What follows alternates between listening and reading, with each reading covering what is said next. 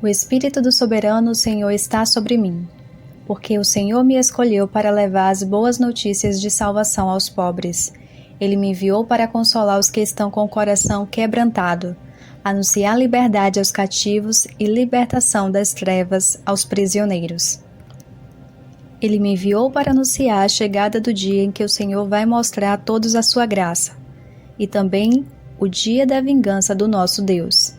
Ele me enviou para consolar os que choram, porque dele, por ele e para ele são todas as coisas. Os homens estão afastados de Deus e da eternidade com ele, por causa de seus pecados. Pecado é desviar do caminho da retidão, do que é certo aos olhos do Criador. Mas graças ao amor do Pai, podemos ser reconciliados com ele e vivermos eternamente em uma nova terra, onde não haverá mais tristeza, choro nem dor. O pecado tem um preço, que é a morte, e Deus não é injusto. Exemplo: uma pessoa mente, rouba, trapaceia e a justiça não faz nada por esses delitos. Mas há uma ordem: todo erro tem consequência, e todo acerto tem recompensa. Alguém tinha que pagar, mas não havia nenhum justo. Existiram homens que temiam e agradavam a Deus: Noé, Abraão, Moisés, Daniel e outros. Porém, não para essa missão.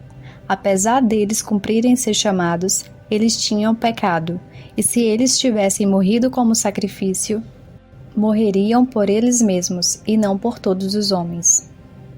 Só alguém sem pecado poderia nos justificar e pagar o nosso resgate em relação à justiça de Deus.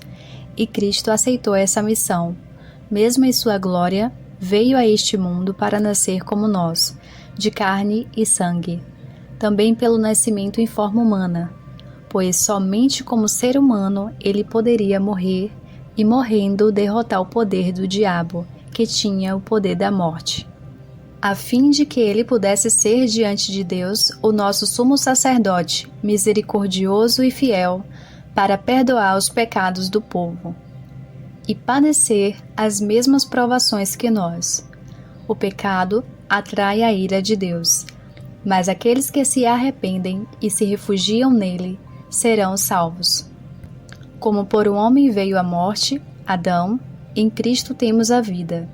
Ele ofertou sua vida como resgate de todo aquele que nele crê, para que sejam reconciliados com Deus e vivam, não perecendo eternamente. Porquanto, assim como em Adão todos morrem, em Cristo todos serão vivificados.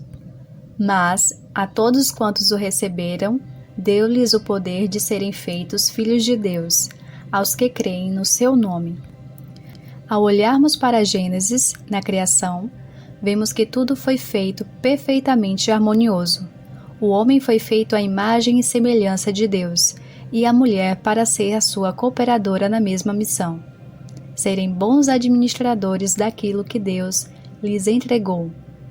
Só que ao se desviarem do que Deus disse e darem ouvidos ao inimigo do Criador, abriu a porta para a corrupção deste mundo e herdaram uma natureza pecaminosa que os afastou de Deus. A morte de Cristo foi devido ao preço de resgate da humanidade, que estava e está endividada pelos seus pecados diante de Deus. Após 3 dias da sua morte, Jesus ressuscita e encontra com seus discípulos.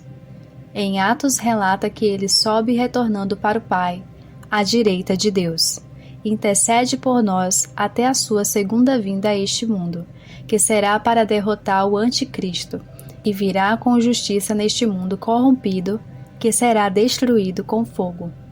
Mas aos seus, a palavra diz que, quando ele vier, os mortos ressuscitarão primeiro, e os que estiverem vivos serão arrebatados para encontrar com o Senhor nos ares, e virá o julgamento. E os que estiverem com seus nomes escritos no livro da vida, viverão eternamente com o Senhor na nova terra, que Jesus foi preparar morada, como diz em João 14. O Evangelho é Deus vindo até os homens para salvá-los. A religiosidade é pensar em nosso próprio esforço e merecimento, boas obras ou obras de caridade para alcançar a salvação. Porém, a salvação através de Cristo não é assim. Porque pela graça sois salvos por meio da fé, e isto não vem de vós, é dom de Deus, não vem das obras para que ninguém se glorie. As boas obras devem resultar pelo fato de sermos salvos, e assim refletir em nosso viver a transformação pelo Espírito Santo, e não para conquistar por nós mesmos. A graça é um favor imerecido de Deus para nós, e por mais que uma pessoa agisse com muita bondade em vida, ainda assim teria resquícios de pecado e por vezes interesses egoístas. Então o convite do Evangelho é: arrependam-se. E ele dizia: arrependam-se, pois o reino dos céus está próximo. Pedro respondeu: arrependam-se e cada um de vocês seja batizado em nome de Jesus Cristo para perdão dos seus pecados e receberão o dom do Espírito Santo. Pois não me agrada a morte de ninguém.